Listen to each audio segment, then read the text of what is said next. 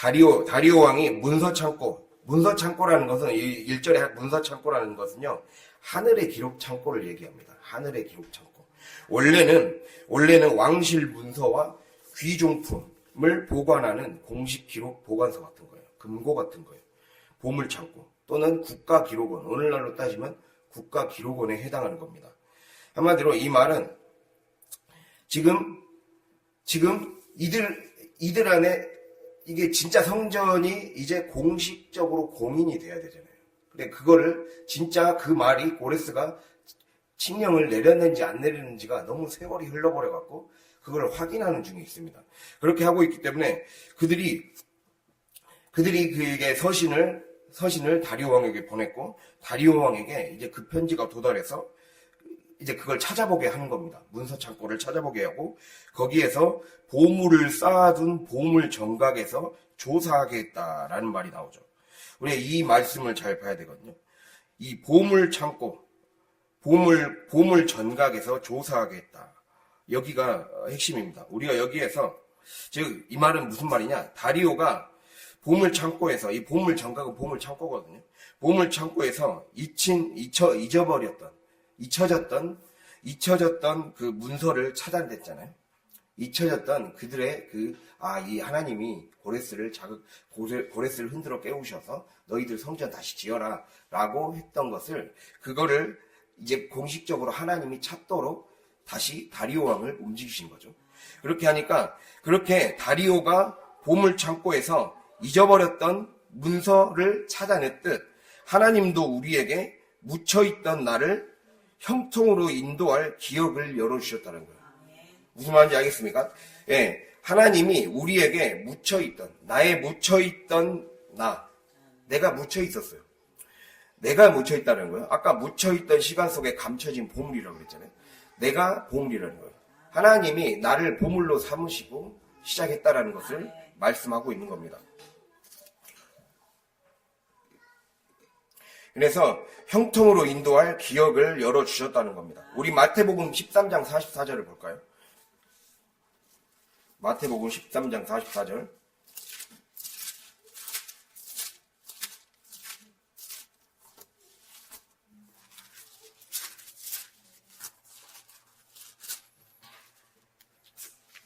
(23페이지)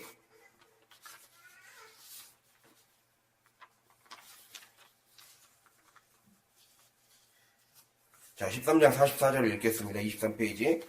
천국은 마치 밭에 감추인 보화와 같으니 사람이 이를 발견한 후 숨겨두고 기뻐하여 돌아가서 자기의 소유를 다 팔아 그 밭을 사느니라.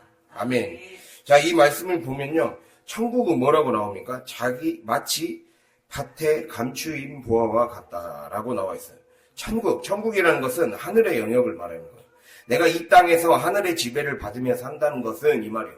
천국이라는 것은 정확한 뜻으로 하늘의 통치를 받는 것, 하늘의 영역에서 사는 것. 이 땅에서 사는데도 하늘의 다스림을 받으며 사는 거예요. 우리 오늘 새벽기도를 통해 얘기했잖아요. 우리의 시선이 땅에만 있다가 하늘을 보게 되는 거예요. 하늘의 문이 열리는 거예요. 그게 바로 천국이라는 거예요. 그게 천국입니다. 그러니까 예수님이 말하는 천국은 지금 이 땅에서 어떻게 하면 하늘의 문이 열리는 삶을 살 것인가, 그것을 말하는 거라는 거예요. 예수님은 계속 그런 얘기만 하셨습니다. 그러면서 하늘의 영역에서 산다는 거, 영생을 산다는 거죠, 한마디로. 그것은 마치 밭에 감추인 보화와 같다는 거예요. 밭에 감추인 보화. 자, 이걸 하나하나 뜯어볼까요? 밭에 감추인 보화라는데, 먼저 보화가 중요한 거예요. 보화는 무엇입니까? 우리 앞에만 잠깐 넘겨서 6장 20절 볼까요? 마태복음 6장 20절.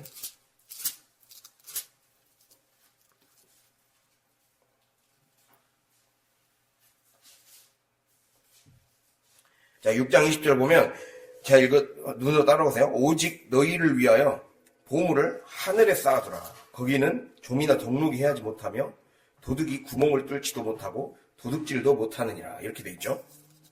자, 여기서 보면 한마디로 보물을 하늘에 쌓아두라 그래요.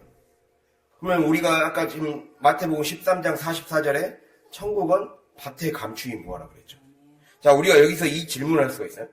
하늘에 쌓아둘 보물은, 그러니까 주님은 나에게 보물을 하늘에 쌓아두라 했어요.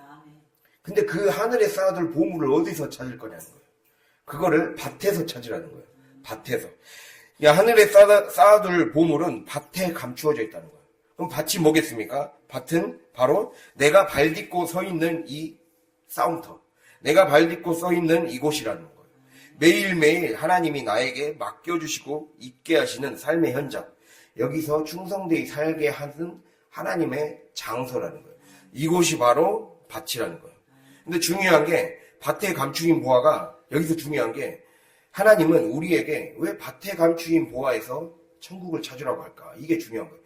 감춰졌다는 거는 묻혀버렸다는 거거든요. 어떤 사람이 묻혀버렸다, 기억이 묻혀버렸다, 생각이 묻혀버렸다, 물건이 잃어버려서 묻혀버렸다, 이렇게 하잖아요. 이게 묻혀버렸다는 거는 부정적인 어감을 내포하고 있어요. 내가 어떤 상처 때문에 기억을 그냥 덮어두고 살거나, 그러잖아요. 우리가 상처 때문에 내가 기억을 덮어두고 살고, 어떤 죄와 허물 때문에 내가 그냥 묻어두고 살고, 너무 힘들었던 시간들 때문에 그 시간을 빨리 덮어버리고 싶은 마음. 근데 사실 거기에 보화가 있다는 거죠. 그거를 지금 얘기하는 거예요. 과거에 보화가 있다. 즉 내가 묻혀버린 과거, 잊혀버린 기억, 아픈 시간 안에 시간이 곧 밭이라는 거예요. 거기에 보화가 있다는 겁니다. 오늘 말씀이 사실 그거를 얘기하고 있거든요. 예, 그러니까 내 과거의 기록, 묻혀지고 잊혀졌던, 즉 정신없이 우리가 살아왔잖아요. 정신없이 살아온 시간 속에 덮어버린 과거들, 아프고 괴로웠기 때문에 잊어버리는 것이 익숙했어요. 아프고 괴로웠기 때문에 잊어버린 것이 익숙했고, 세월이 약이라고 생각하며 살아왔던 이 과거, 여기가 바로 밭에 감추인 보화가 묻어져 있는 곳이다. 이렇게 주님이 우리에게 얘기를 한다는 거예요. 그러면서 13장 44절을 돌아오면 그 밭에서 보화를 발견하는 사람이, 바로 천국을 경험한다는 거예요. 천국을 경험하면서 그에게 오는 것이, 그 천국을 경험하면 어떠한 일들이 생겨난다고 합니까? 사람이 이를 발견한 후 숨겨두고 기뻐하며 돌아와서 자기의 소유를 다 팔아 그 밭을 산다 그래요. 숨긴다. 말씀을 간직하고 그 발견된 보물을 기뻐하면서 그걸 기도로 더 키우는 거예요. 하나님이 나 같은 사람을, 나 같은 못난 사람을, 나 같은 사람들을 쓰시는구나. 그거를 발견하고 그 하나님의 구원의 감격 때문에 기뻐하고 그것을 품는 거예요. 하나님이 나 같은 사람의 모습을 쓰시고 물질을 쓰시고 나의 시간을 쓰시는구나. 이거를 가지고 숨겨두고 지금 마음에 간직하고 있다가 자기의 모든 소유를 다 판다는 거예요. 즉 자기의 모든 소유를 어떻게 하면 다 팔 수 있습니까? 한마디로 하나님 나라의 통치가 세상 나라, 내가 이전에 살았던 삶의 방식보다 훨씬 더 유익이 있을 것임을 알기 때문에, 즉 하늘의 질서 안에 살아갈 때 얻게 되는 이 측정할 수 없는 유익이 세상의 소유를 포기하는 것보다 훨씬 낫다. 이거를 깨닫게 되는 거죠. 우리가 천국을 누리려면 하나님이 나에게 내려놓게 하시는 거예요. 그걸 내려놓게 하시면서 세상의 소유를 포기하게 만들죠. 내려놓게 만들죠. 내 힘을 빼게 만드신다는 겁니다. 그렇게 해서 하늘의 시대, 하늘나라의 질서, 새 시대의 질서가 나에게 가져다 줄 이익이 당장 내가 몇십 년 동안 힘든 것보다 훨씬 더 좋다. 이거를 경험하게 하신다는 거예요. 반드시 하나님은 밭에 감추인 보화를 발견한 자가 이런 경험을 하게 하실 거라는 거예요. 제 말이 이해가 되셨습니까? 그러니까 우리가 하나님 나라를 위해서 오늘 새벽에 말씀드렸듯이 깨어있는 사람에 의해 성령의 불, 진리의 불 말씀이 던져져서 깨지는 자의 특징이 바로 이러한 특징이라는 거예요. 밭에 감추인 보화를 발견하게 된다는 거예요. 내가 하나님 나라를 위해서 당장 내가 몇 년 굶고 힘들더라도, 조금 덜 먹고 덜 사입고 덜 놀러 가더라도 하나님이 나에게 비교할 수 없을 정도로 큰 은혜를 주실 것이다. 이것이 자기 안에 그 성령의 불이 자기의 이 어두웠던 내면을 확 비춰버리니까 보이게 되는 거예요. 이전의 삶으로 돌아갈 필요가 없구나라는 것을 깨닫고 감격하게 되는 거예요. 그게 바로 오늘 말씀의 중요한 포인트라는 겁니다. 어떻게, 그러니까 이 말입니다. 이 5장 11절에서 6장 12절이 사실 큰 단락이에요. 에스라가. 에스라 5장 11절을 보면 그렇게 이전에는 박해 때문에, 고발 때문에 마음이 쪼그라들고 위축되었고, 그리고 늘 시선이 땅만 향하고 있고, 자기 가족, 자기 삶, 늘 매몰되어 있었던 그 삶이 말씀을 듣고 깨지죠. 말씀을 듣고 깨지면서 은혜를 받자 그들의 입술이 우리는 하나님의 종입니다 라고 하면서, 이전에는 누가 괴롭히러 오면, 성전 건축을 괴롭히러 오면 방해할 때 움츠러들어 버리고 그냥 도망가 버리고 자기의 삶으로 그냥 도피해 버렸는데, 그러나 이제는 그렇게 하지 않고 우리는 하나님의 종입니다. 우리가 과거에 죄를 지어서 느부갓네살, 바벨론의 느부갓네살 왕에게 끌려갔고, 그래서 그곳에서 포로 생활을 하게 됐습니다. 포로 생활이라는 게 어떤 거기에서 이 어떤 국적을 취득하는 신분이 아니에요. 우리가 여기 만약에 외국인이 여기 와서, 외국인이 와서 여기 귀화를 한다거나, 아니면 어떤 취업비자를 해서 있게 된다거나, 거소할 수 있는 거소증이 있다거나, 그런 신분이 아니라는 거예요. 그러니까, 귀화한 사람도, 거소한 사람도 아닌 애매한 신분. 불법 체류자 신분으로 간 거예요, 쉽게 말하면. 그거를 히브리어로 게르라 그래요. 그 신분으로, 그러니까 신분을 올려주지 않았어요. 거기에서, 그러니까 한마디로 그랬거든요. 에스겔 33장을 보면 뭐가 나오냐면요. 너희들이, 우리가 끌려가지 않은 백성들도 있었어요. 끌려간 백성들도 있었고. 근데 에스겔 33장 20절 이하를 보면, 끌려간 너희들은 하나님이 복주지 않았기 때문에 끌려간 거다. 하나님의 저주를 받아서. 하나님이 너희의 죄 때문에 너희를 끌려가게 하신 거다.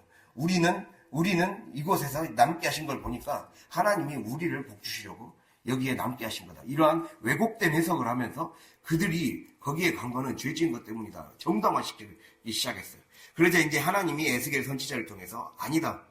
이곳에 하나님이 여기에서 사람들을 정화시키고 연단시켜서 다시 돌아오기 위해서 진짜 하나님의 백성, 진짜 다시 성전을 세울 하나님의 백성은 바로 포로민에서 나올 것이다. 이러한 예언을 에스겔 선지자를 통해 하게 하시는 거예요. 그래서 그 시간들을 겪은 거죠. 그 시간들을 겪으면서 얼마나 은혜가 되었겠습니까? 자기들을 선택하셨다는 게. 자기들이 정말 보잘것없고 1등 시민, 2등 시민도 아니었어요. 그냥 언제 쫓겨날 줄 모르고, 언제 그냥 그 지역이 원래 에스겔서에 나오거든요. 원래 그 이스라엘 백성들, 끌려간 유다 백성들이 살았던 지역은요, 그냥 아무도 살지 않았던 황폐화된 지역이에요. 그냥 거기서 니들 알아서 살아라 이랬어요. 우리나라 옛날에 그 연해주에 살던 그 독립운동하고 살던 사람들이 이 러시아가 이제 소련이 이제 커지자 소련이 강제 이주 정책을 써서 중앙아시아로 그렇게 맨 땅에 그냥 보내버려요. 맨 허 벌판에 보내버려서 여기서 니들 알아서 살아라 하니까 우리나라 사람들은 거기다 밭을 일구고 해서 살아남았죠. 그들의 후손들이 고려인이잖아요. 그 고려인들이 그렇게 살아남았잖아요. 그렇게 그냥 살라고 냅둬버린 거예요. 그렇게 바벨론이 그러한 정책을 취했어요. 그러면서 그 어렵고 힘든 과정을 겪으면서 그들 마음속에 기본적으로 갖고 있는 이 마음이, 우리는 종의 마음을 갖고 있는 거예요. 하나님의 아들인데, 하나님의 상속자이고 하나님의 약속의 사람인데, 약속의 사람이라는 정체성을 언제 다 사라져버리고 이제 자기 안에 남는 게 현실밖에 안 보이는 거예요. 그러한 것이 남던 그들에게 하나님이 오셔서 은혜 주셔서 깨뜨리시고 그들의 정체성을 회복시킨 거예요. 그것을 지금 말씀하고 있는 거예요. 그 정체성, 우리는 하나님의 종입니다. 그 한마디에 그게 다 들어있어요. 그 정체성이 회복되자, 그들의 마음이, 뜨거운 마음이 일어나자, 하나님이 멀리 떨어져 있는, 몇천 킬로미터 떨어져 있는 바로 다리오 왕을 그냥 굳이 그 편지 받아도 뭔 편지라냐 하면서 그냥 냅둬버릴 수도 있어요. 그냥 약소국의 왕이기 때문에, 약소국의 그냥 작은 민족들이기 때문에 신경 쓰지 않아도 된단 말이에요. 그러나 그거를 찾아보게 하죠. 어디에 있는지 한번 찾아봐라 라고 하면서 찾아보게 하죠. 이게 하나님의 은혜라는 겁니다. 찾아보게 하신 은혜, 이게 하나님이 일하는 방식이라는 거죠.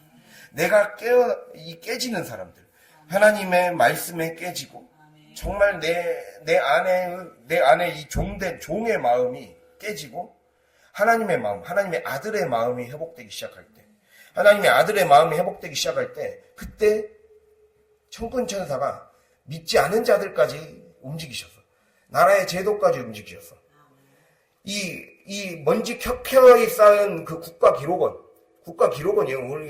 우리 이 사극 같은 데 보면 막 오래된 선왕들의 이 역사 기록을, 조선 왕조실록 이런 역사 기록을 뒤지려고 우리 아홉대 왕은, 우리 할아버지 왕은 뭔 말을 하셨나 이거 찾아보려고 그 창고 가서 먼지 쌓인 거 그거 뒤져보잖아요. 그거 했다는 거예요. 근데 그거는 이 조선 안에 있어서 그러지, 여기서 보면 2절에 궁궐 이름이 나오거든요. 그 궁궐은 여름에만 따로 살던 궁궐이었어요. 별장 궁궐. 그러니까 멀리 떨어져 있는 궁궐을 굳이 가게 해서 했다라는 거예요. 불편한 일을 하나님이, 왕이 굳이 안 해도 되는데 하나님이 하셨다라는 그 일이 엄청난 은혜인 겁니다. 이거는 하나님이 우리가 바로 서기 시작하면 하나님은 얼마나 놀랍도록 일하시는지, 이거를 오늘 깨달아야 된다는 거예요. 이걸 깨달아야 됩니다. 그래서 그렇게 내가 하늘나라의 질서가 내 삶에 지금 이 시간 우리가 기도회를 참석하는 우리의 심령 안에 들어오기만 하면 우리가 비교할 수 없을 정도로 큰 은혜를 받고 큰 결실을 맺을 수 있을 거라는 거예요. 그래서 유다 백성들이 이렇게 은혜를 받고 그들의 삶에 영적인 대각성이 일어난 거예요. 그 결과 그들 안에 생겨난 감정이 바로 담대함이었어요. 거칠고 모난 돌이었다 그랬죠. 그 거칠고 모난 돌을 다듬어 가신 거예요. 그 하나님의 그들을 다듬어 가시는 하나님의 섭리라는 보화를 발견했다는 거예요. 그냥 자기네들이 묻어두고 살고 싶었던 아픈 과거를 다시 하나님이 이게 나를 보물로 생각하셔서 옮겨 오신 거구나. 이걸로 해석이 됐다는 말이에요. 이해가 됐습니까? 네. 단순히 예루살렘이 멸망했던 게 자신에게 있는 트라우마였고 아픔이었고, 심지어 다 끌려간 것도 아니고 일부 그룹만 끌려갔는데, 그들의 끌려간 그 그룹을 향해서 걔들한테만 유난히 더 손가락질하고, 더 너희들이 가장 저주받은 그룹들이다 이렇게 하면서 손가락질했다는 거예요. 거기에서 그들의 마음이 얼마나 괴로웠겠습니까? 그 마음이 하나님이 다시 해석해 주시는 거예요. 우리가 하나님의 은혜가 들어오면 옛날 받았던 상처와 허물과 죄, 이런 모든 것들이 하나님 안에서 다시 재해석되는 거예요. 이게 하나님의 은혜죠. 이거를 너희들이 죄를 지어서, 단순히 죄를 지어서만 끌려간 게 아니다. 내가 너희를 다시 쓰고자 하려고 내가 너희를 그곳에서 옮겨왔다 라는 거죠. 그곳에서 옮겨왔다. 그곳에서 너희를 다시 연단시키고 훈련시켜서 하나님의 사람으로 만들기 위해 그 가난한 마음을 연습시킨 거다 라고 하면서 더 큰 하나님 나라가 위해 더 큰 복이 올 것을 믿으며 다시 시작하게 하신 거죠. 그리고 완전히 역전의 드라마가 펼쳐진 거죠. 자기네들을 택하지 않을, 그러니까 돌아와서도 성전 건축이 지연되니까, 진짜 그때 끌려간 게 그게 맞나 보다. 괜히 왔나? 막 이러한 생각들 수없이 많이 들었을 거 아닙니까? 그러면서, 왜 아버지들은 아버지 어머니는 나를 이곳에 오라고 막 해놓고, 이렇게 우리를 힘들게 하라.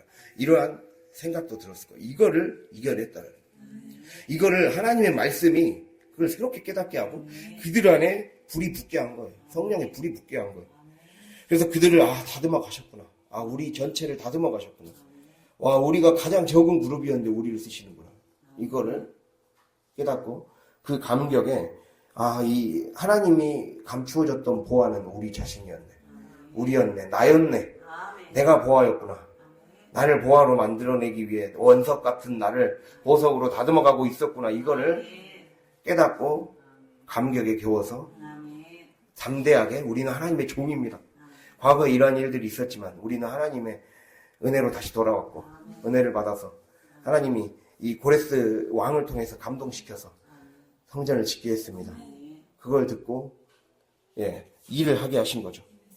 그래서 이러한 이 보화를 발견했고, 하나님이 모든 다듬어 가신 이 시간들이 하나님의 보화였구나, 보석이었구나를 깨닫고, 그 섭리가 이미 아프고 힘든 시간이라고 생각했던 예루살렘 멸망, 포로지에서의 나그네 신세, 어떤 정식 국적에도 속하지 못했던 사람들, 그러한 아픔이었어요. 그런데 그때부터 하나님이 이미 하나님이 오게 하신 그때부터 죄와 상처와 거칠고 딱딱해진 이 원석 같은 마음을 나를 보석으로 만들고 가고 계셨다는 걸 발견하셨다는 거예요. 발견했다는 거예요. 이게 얼마나 은혜입니까? 이것이 깨진 자가 경험하는 기쁨이에요. 깨진 자가 경험하는 기쁨. 이걸 우리의 마음에 심을 수 있길 바랍니다. 깨진 자가 경험하는 기쁨. 그래서 그들이 꺼내기 쉽지 않았을 수 있는 인간적인 시간에서 봤을 때 그냥 과거의 트라우마 이 아픔을 꺼내기 쉽지 않았을 수도 있는 그거를 담대하게 말했어요.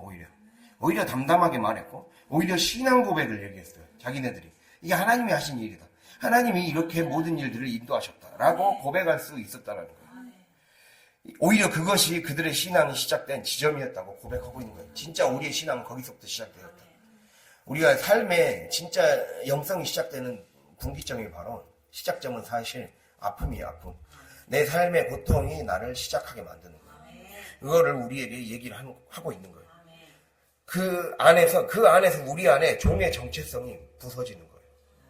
진리의 영, 진리의 말씀이 불이 우리에게 임하면 종의 마음으로 살아갔던 삶, 그리고 노예의 근성으로 살아갔던 삶, 노예의 의식으로 살아갔던 삶, 그래서 그것으로 늘 내 아픔을 정당화시키고 그냥 나는 원래 그런 사람이겠지라고 하면서 살아갔던 삶을 그 묶여있던 영을 자유케 해주시는 역사가 말씀을 들으면 일어나는 거예요. 그래서 그렇게 되면 어떻게 되느냐? 우리가 이제 에스라로 돌아갈 거예요. 그렇게 되면 무슨 일이 일어납니까? 오늘 말씀에 보면 또 하나의 중요한 포인트 중에 하나가 이 5절과 7절에 공통적으로 나오는 단어가 있습니다. 바로 제자리예요. 제자리. 5절에 보면 제자리, 각기 제자리에 둘지니라. 즉 하나님의 성전 금, 은 그릇들을 돌려보내어 각기 제자리에 둘지니라 나오죠. 7절에 하나님의 이 성전을 제자리에 건축하게 하라. 제자리. 하나님이 있어야 할 자리에 다시 돌아오게 하신다. 내가 있어야 될 제 자리로 돌아오게 하시는 그 은혜가 일어난다는 거예요. 원래 있어야 할 성전의 자리로 돌아올 수 있게 하는 힘. 그래서 또 돌아와서 그 집에 거하는 자녀가 될 수 있게 하는 힘. 상속자가 될 수 있게 하는 힘. 복의 주인공이 될 수 있게 하는 힘은 바로 말씀에 있다는 거예요. 말씀을 듣고 내가 깨져야 된다. 말씀을 듣고 깨져서 그 깨진 마음으로 기도할 때 우리의 삶에 응답이 일어나고 우리의 삶에 하나님께 쓰임받는 그릇이 되는 거예요. 내가 여기 그릇의 비유가 나오잖아요. 5절의 그릇. 이 성전 그릇은 우리가 영적으로 봐야 돼요. 단순히 성전이 그릇이 돌아왔다라는 이런 것으로 보는 것이 아니라 내가 하나님의 성전의 그릇이에요, 사실. 그릇으로 뭐가 준비되어 있어야겠어요? 내 안에, 그릇 안에, 그릇은 마음을 담는 거잖아요. 내 마음 안에 종의 마음으로 가득 차 있었어요. 종의 생각으로 가득 차 있었어요. 노예의 생각으로 가득 차 있었어요. 육의 생각으로 가득 차 있었어요. 이거를 다 비워내고 이제 하나님 주시는 말씀의 생각으로 채우는 거죠. 그 그릇을 주님 돌려보내시기 시작하는 겁니다. 그게 쓰임받는 그릇이죠. 그 쓰임받는 쓰임새 합당한 그릇에 걸맞는 그 곳으로 다시 돌아오게 하신다라는 겁니다. 그래서 그래서 우리가 노예의 정체성, 노예의 의식을 더 강화시키는 소리로 가득했던 그 소리만 듣고 살았던 패배의 소리, 죄악의 소리, 허물의 소리, 넌 안 된다라는 그 소리만 듣고 살았던 우리 집은 안 돼. 우리 집은 그냥 이러고 살다가 그냥 끝나지. 이러한 의식으로만 살았던 그 소리로만 담아져 있던 그 그릇을 비워내는 거예요. 그리고 이제 다시 하나님의 말씀으로 채우는 거죠. 그거를 주님이 우리에게 지금 말씀하고 있어요. 결국에는 우리가 하나님의 말씀에 깨져야 됩니다. 오늘 새벽에 말씀인 것처럼 하나님의 말씀에 제대로 깨져야 돼요.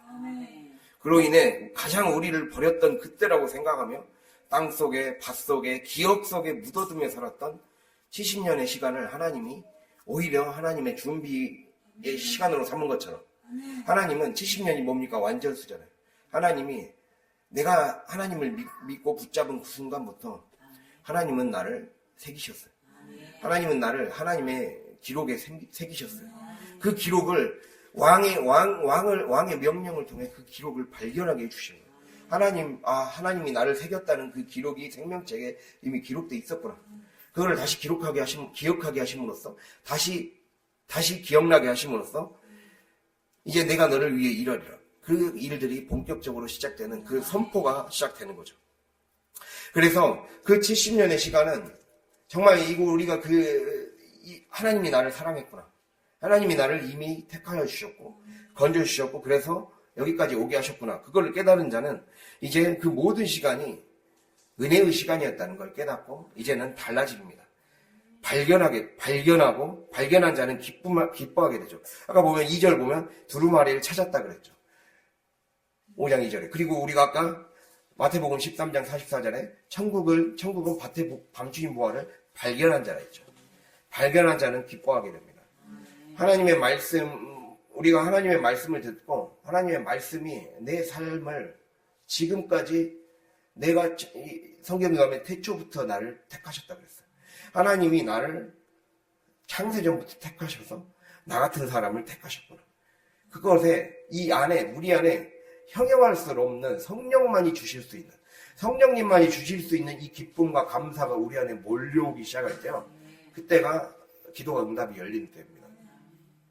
우리가 기도를 할 때 기도의 응답이 열리는 사인은 내 안에 이 확신, 기쁨이 찾아오고 감사가 찾아오고 이게 이 모든 것이 응답을 위한 모든 하나님의 과정으로 하나님은 하실 수 있는 분이구나를 하나님의 능력이 크기가 깨달아질 때 그때 그 사람에게 일하시는 거예요. 하나님의 능력의 크기가 깨달아지는 거죠. 부족했던 내 시간도 하나님이 쓰셨다라는 걸 깨닫게 되고 그거를 감격의 눈물을 흘리는 거죠. 그래서 그렇게 되면 이제 더 이상 패배의 언어를 말하지 않습니다. 우리는 패배의 언어를 말하지 않아야 됩니다. 더 이상은 안 된다는 말을 하면 안 됩니다. 제자된 자들은 안 된다는 말을 하면 안 돼요. 그리스도인은 안 된다는 말을 하면 안 되고 넘어지고 실수할 때 나 같은 사람이 그렇지라는 말을 끊어내야 됩니다. 그것을 하지 말도록 하시는 것. 이게 바로 아들의 마음이 회복되는 거예요. 종의 마음에서 아들의 마음. 그 아들의 마음이 회복되게 하시려고 심지어 이방 왕까지 움직이셨다는 거예요. 그러니까 내가 마음을 열어놓기만 하면 내가 말씀을 사모하는 마음으로 오늘 이 시간에 기도회를 사모하는 마음으로 열려있으면 하나님은 모든 환경과 모든 여건을 동원해서라도 우리를 깨우시고 응답하신다 라는 것을 기억할 수 있기를 바랍니다. 그렇게 되면서 우리는 하나님의 살아계심을 온몸으로 느끼게 되고 경험하게 되는 거예요. 우리가 이 은혜가 회복될 수 있기를 바랍니다. 우리가 제대로 진리의 말씀으로 깨져서 하나님의 은혜가 회복되고 이 아들의 마음이 돌아올 때 그때 우리는 귀 쓰는 그릇으로 하나님께 쓰임받게 됩니다. 또 그것을 알아보는 자들에 의해 축복과 보호와 형통의 길이 열리게 되는 거예요. 알아보는 자들, 다리오 왕 같은 자들에 의해서 축복의 길이 열리는 거예요. 다리오 왕이 그걸 알아보기 시작하자. 다리오 왕은 어디 나오냐면요. 다니엘이 사자굴에 갇혔을 때. 그때 다리오 왕은 하나님을 신실하게 믿는 총리이기 때문에 분명히 다니엘이 믿는 하나님이 사자굴에서 건져주실 것이라는 믿음을 다리오 왕도 갖고 있었어요. 그게 다리오 왕이에요. 네, 그 다리오 왕. 하나님은 우리가 깨어있으면요, 사람을 움직이십니다. 우리가 그랬잖아요. 우리가 은혜 받으면, 우리 교회도 그렇게 생겨났잖아요. 지하에서 시작했던 교회가 하나님이 은혜 주시죠. 생전 만나지도 않았던 신협. 신앙교회 집사님이었나요? 뭐였나요? 장로님이었나요? 하여튼 목사님이었나요? 어쨌든, 그분을 감동시키셔서 위에까지 다 하게 하시잖아요. 일을 하게 하시잖아요. 하나님이 그것을 이제 한마디로 내가 귀 쓰는 그릇으로 하나님 앞에 서 있으면 준비되어 있으면 그것을 알아보는 자들에 의해 축복과 보호와 형통의 길이 열린다는 거예요. 그럼 오늘 결론입니다. 그래서 우리가 깨어서 기도하라. 하나님 내가 이 믿음으로 말씀으로 깨어나서 깨져서 아들의 마음이 회복되기를 원합니다. 내 입술이 회복되기를 원합니다. 정말 내가 깨어나기 시작하면 심지어 이스라엘 백성들은 왕의 재정까지 비용을 대게 하셔서 정부의 제도까지 이용하게 하셔서 법령까지 세우게 하셔서 건축을 하게 하시잖아요. 이 불가능할 것 같은 일. 심지어 제사 지낼 비용까지, 제사 지낼 양과 소까지 다 대주라고 하잖아요. 이 정말 엄청난 거 아닙니까? 자기네들 손으로 짓지 아니하는 장막의 그 역사가 그들 가운데 실제로 일어났다는 거예요. 우리가 이걸 소망할 수 있기를 바랍니다. 그럼 그게 그 첫 출발이 하나님이 내 안에, 정말 내 안에 그 밭에 감추인 보화, 하나님이 나를 쓰고 계신다는 것, 하나님이 나를 지금 귀 쓰는 그릇으로 만들고 싶어 하신다는 것. 그래서 우리 안에 회개가 일어나고 우리 안에 감사가 일어나고, 그래서 우리 안에 성령이 충만해져서 내 안에 종된 마음은 떠나가고 내 안에 하나님이 기뻐하시지 않는 것들은 떠나가고, 그래서 하나님의 말씀으로 깨져서 정말 우리의 삶에 진짜 기적이 일어나야죠. 네, 진짜 삶의 일들이 일어나고, 에스라서에서 그랬던 것처럼, 그리고 우리 교회를 주님이 쓰셨을 때 그랬던 것처럼 다시 그 삶이 우리 가정 가운데, 교회 가운데 또 한 번